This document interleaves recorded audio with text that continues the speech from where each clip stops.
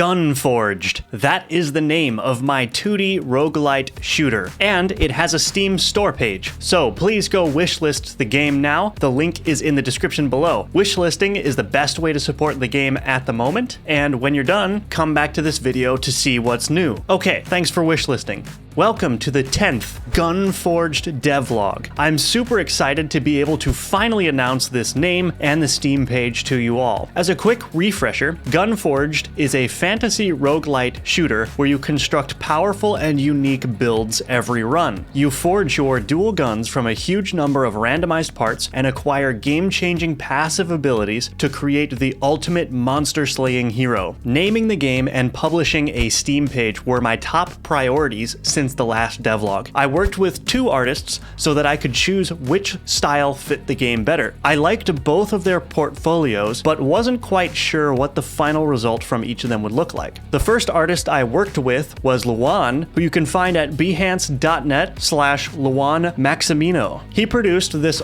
awesome comic book style art that features two of the enemies from the game, as well as the bone gun and of course the player character. This illustration turned out really well, but I decided to use the work of the other artist for the store page instead. That other artist is Trampiton, and you can find him at behance.net/Trampiton. He created this wonderful 2D illustration that captures the whimsical nature of the game. It features the player character as well as the floating gun passive from the game, and I think this art ended up fitting the game better. So this is the illustration that I used for the store page assets. If you want to work with either of these artists, please check out the description below for their contact information. I highly recommend working with them because they were both great to work with and very responsive. And of course, they produced great work. Ultimately, I ended up spending quite a bit of my time working to get the Steam store page up and running. However, I got a ton of new features and content done as well. A lot of the new content was created during live streams on this channel, where you all have been giving me awesome ideas. If you're interested in participating in those live streams, be sure to subscribe and ring the notification bell to be notified when I go live. I've been focusing a lot recently on the overall flow of the game, and there's a couple of new exciting things in this area. First, here is the graveyard arena that I teased at the end of the last devlog. The graveyard is the arena that the player will fight in after the dungeon, and it has a couple of interesting features that set it apart from the dungeon. The layout of this arena is not a perfect square like the dungeon. There are blocked out areas in each quadrant that the player and the enemies cannot pass, which creates a more tight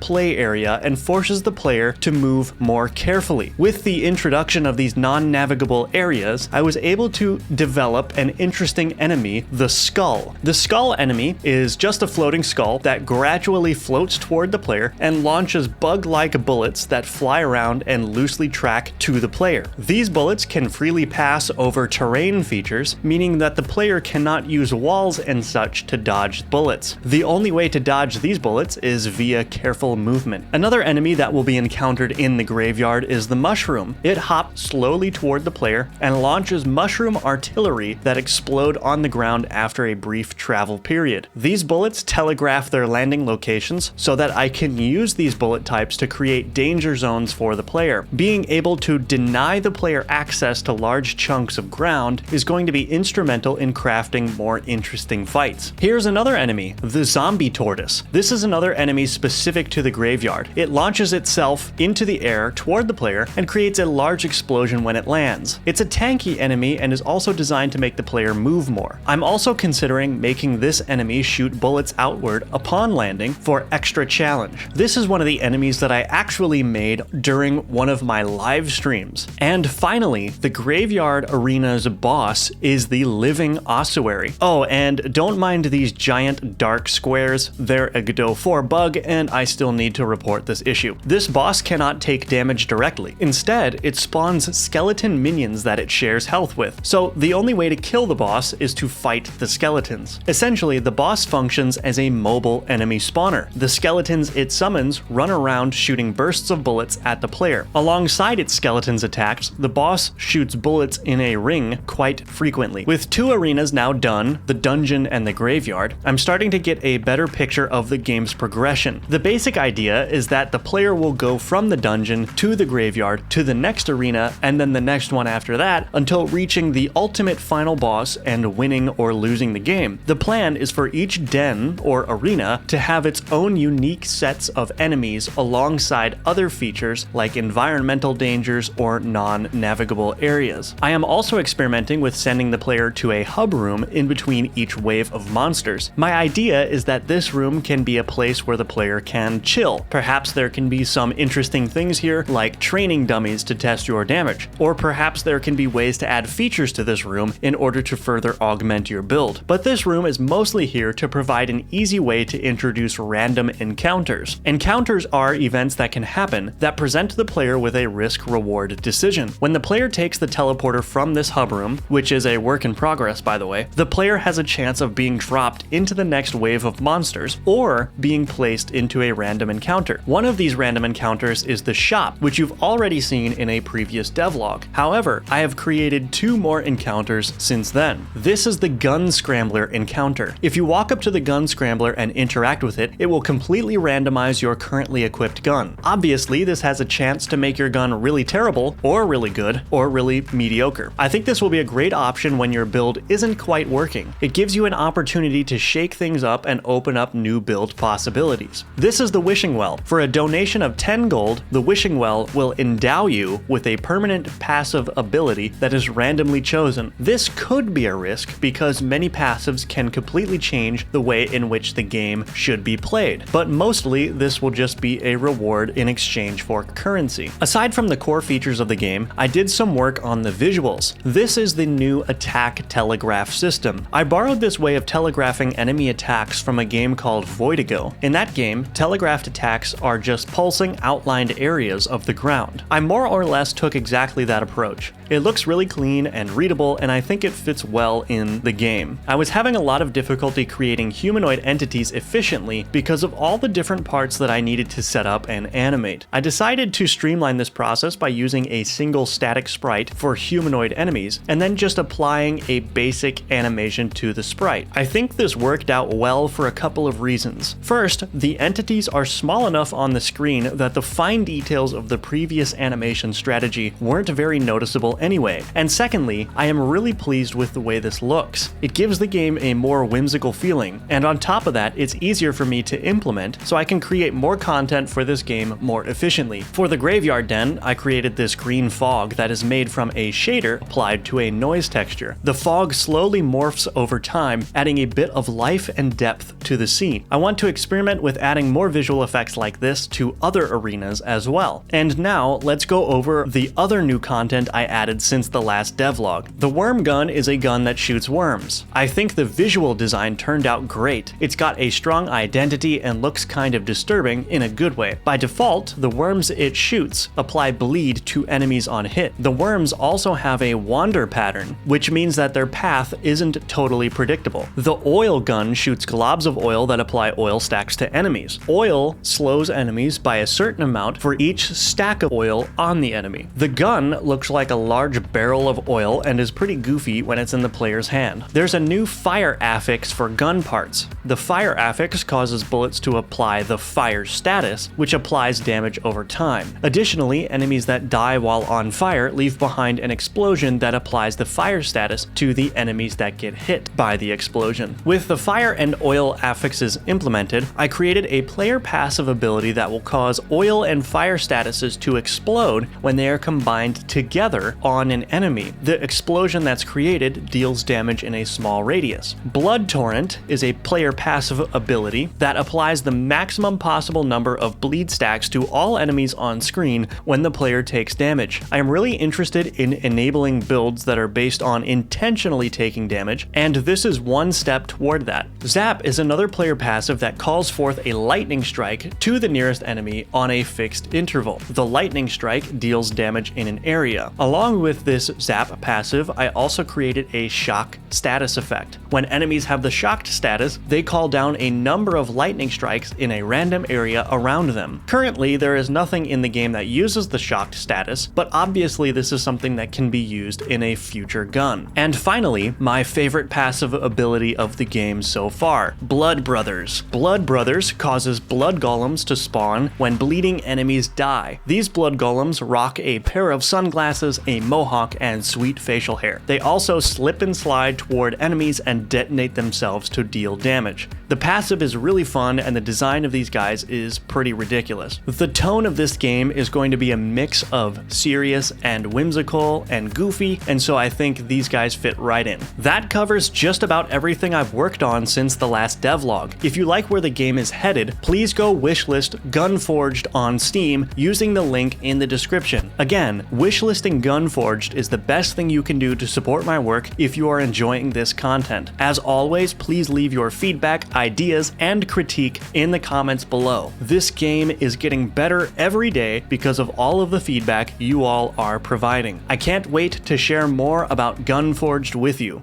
See you in the next video. Thanks for watching this video. If you liked it, be sure to like and subscribe. Wishlist Gunforged on Steam to support my work. If you want to learn how to build a 2D platformer in the Godot engine, check out my Udemy course, and you can sign up for my newsletter. Links for all of that in the description below.